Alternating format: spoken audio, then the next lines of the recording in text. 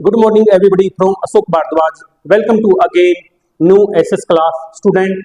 हमारे lesson number 6 हमारा देश भारत की हमारी इस लेसन की ये लास्ट लेसन चल रहा है रनिंग एट दिस टाइम। इस लेसन के फिनिश होने के आफ्टर ही हमारी नेक्स्ट बुक स्टार्ट हो जाएगी।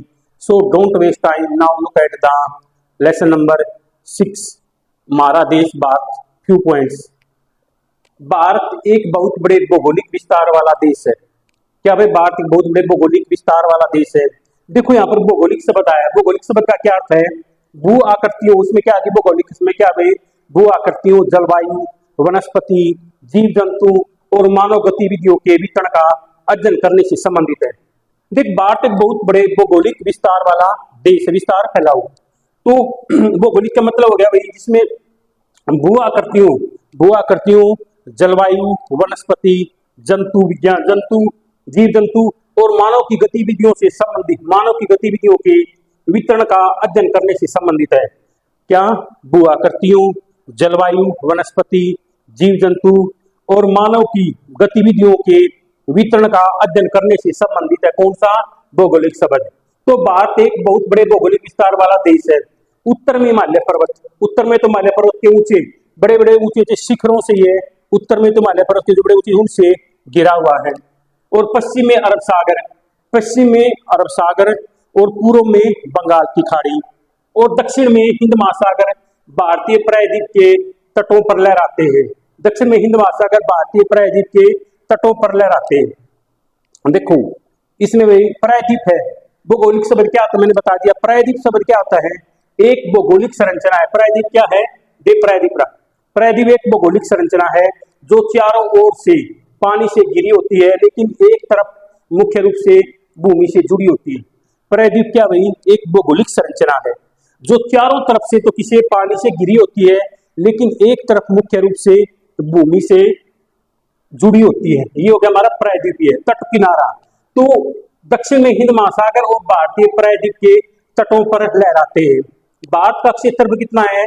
32.8 लाख वर्ग किलो, 32.8 लाख वर्ग किलोमीटर है किसका? भारत का क्षेत्रफल। ठीक है, क्लियर। आगे क्या बताया गया है? उत्तर में लद्दाख से दक्षिण में कन्याकुमारी तक इसका विस्तार 3200 किलोमीटर है।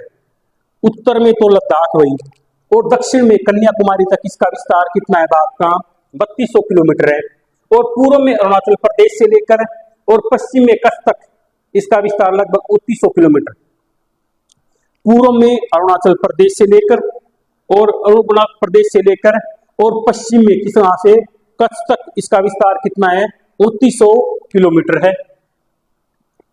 ऊंचे ऊंचे पर्वत भारतीय मरुस्थल, ऊंचे पर्वत भारतीय मरुस्थल, उत्तरी मैदान, आसमान, पठारी सतह, तटीय भाग एवं द्वीप समूह। क्या भाई? द्वीप समूह स्थल रूपों की भिन्नता को दर्शाते हैं। देखो भाई इसमें क्या बताया गया भाई? ऊंचे ऊंचे पर्वत भारतीय मरुस्थल, उत्तरी मैदान, आसमान, पठारी सतह, तटीय भाग एवं और क्या? द्वीप समूह स्थल रूपों की विभिन्नताओं को दर्शाते हैं। देखो इसमें क्या भाई? पठारी सतह, ये बताया गया पठारी सतह इसके अंदर है। देखिए पठारी सतह क्या होती है भाई? एक उच्च भूमि होती है जो आमतौर पर चारों ओर से गहरी घाटियों या मैदानों से घिरी होती है। पठारी सतह क्या होती है भाई? एक उच्च भूमि होती है जो आमतौर पर चारों ओर से गहरी घाटियों या मैदानों से घिरी होती है। आमतौर पर क्या? गहरी घाटियों और मैदानों से घिरी होती है। ठीक है। उसके बाद इसमें एक संबंध आता है तटीय भाग कौन से होते हैं? वह क्षेत्र जो समुद्र या महासागर के किनारे पर स्थित होते हैं। तटीय भाग कौन से होते हैं? जो महासागर या समुद्र के किनारे पर स्थित होते हैं, उनको तटीय भाग कहा जाता है। और इसमें क्या था भाई? द्वीप समूह क्या होता है? कई द्वीपों का एक समूह जो एक महासागर या समुद्र में स्थित होते हैं। द्वीप समूह कई द्वीपों का एक समूह जो महासागर या समुद्र में स्थित होते हैं। क्लियर। उसके बाद इसमें और क्या था भाई? स्थल रूपों की भिन्नताओं को। स्थल रूप क्या होते हैं भाई? विभिन्न प्रकार की प्राकृतिक भू आकृतियों से है जो पृथ्वी की सतह पर उपस्थित होते हैं। स्थल रूप क्या होते हैं भाई? विभिन्न प्रकार की प्राकृतिक एवं भू आकृतियों से है जो पृथ्वी की सतह पर उपस्थित होते हैं। कहां पर? पृथ्वी की सतह पर। तो इसमें हमने बताया था आपको स्टूडेंट, पठारी, इसमें पठारी सतह क्या होती है, तटीय भाग क्या होते हैं, द्वीप समूह क्या है और स्थल स्वरूप क्या है, इनकी भिन्नताओं को दर्शाता है। ठीक है, इसमें जो इंपोर्टेंट कुछ सम इंपोर्टेंट वर्ड थे जिनके बारे में आप सोच लोगे, क्या है, भौगोलिक विस्तार हो गया स्टूडेंट्स।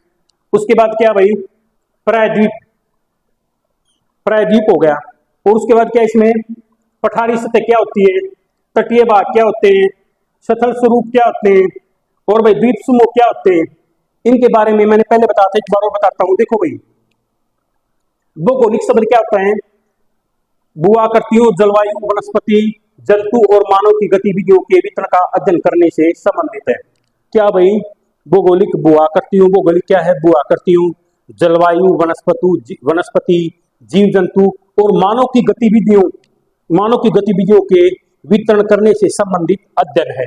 क्या हो गया, भौगोलिक। ठीक है, उसके बाद क्या भाई, प्रायद्वीप क्या एक भौगोलिक संरचना है जो चारों ओर से पानी से घिरी होती है, लेकिन एक तरफ मुख्य रूप से समुद्र से जुड़ी होती है। प्रायद्वीप क्या भाई, एक भौगोलिक संरचना है जो चारों ओर से पानी से घिरी होती है, लेकिन एक तरफ से, जो चारों ओर से पानी से घिरी होती है लेकिन एक तरफ मुख्य रूप से भूमि से जुड़ी होती है, वो क्या, प्रायद्वीप। उसके बाद पठारी सतह एक उच्च भूमि होती है जो आमतौर पर चारों ओर से गहरी घाटियों या मैदानों से घिरी होती है। पठारी सतह क्या होती है भाई, एक उच्च भूमि होती है जो आमतौर पर चारों ओर से गहरी घाटियों और मैदानों से घिरी होती है। इसमें और क्या समझ आता है, द्वीप समूह, कई द्वीपों का एक समूह होता है जो एक महासागर या समुद्र में स्थित होते हैं। द्वीप समूह क्या होते हैं भाई, कई द्वीपों का एक समूह होता है जो महासागर में या समुद्र में स्थित होते हैं। क्लियर। एक इसमें पॉइंट हो रहा था, स्थल रूप, इसमें देखा ना, स्थल रूपों, इधर स्थल रूपों। तो स्थल रूप क्या होते हैं भाई, विभिन्न प्रकार की प्राकृतिक भू-आकृतियों से है, जो विभिन्न प्रकार की प्राकृतिक व भू-आकृतियों से है जो पृथ्वी की सतह पर उपस्थित होते हैं। क्लियर। उसके बाद उसमें क्या बताया गया, तटीय भाग क्या है, वह क्षेत्र जो समुद्र या महासागर के किनारे स्थित होते हैं, जो महासागर व समुद्र के किनारे स्थित होते हैं। इसमें सम डिफिकल्ट वर्ड थे स्टूडेंट, जिनको शायद आपको मीनिंग पता ना चले, मैंने आपको इनके अलग से मीनिंग के बारे में बता दिया है। So I hope you must have enjoyed today's class. So that's for enough today.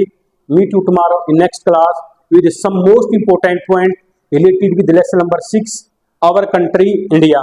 Thanks.